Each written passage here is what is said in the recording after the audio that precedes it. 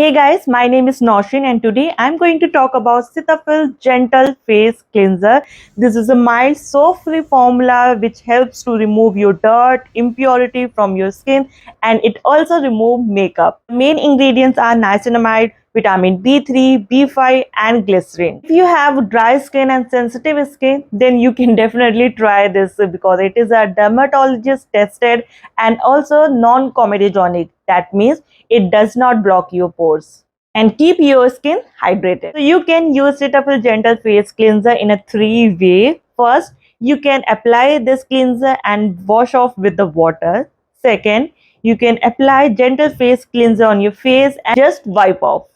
And third, you can use this as a makeup remover. Just apply and little bit massage on your face so all makeup will remove and you can just wipe off. So definitely try Cetaphil Gentle Face Cleanser and you can get your hand on this product from Amazon.in.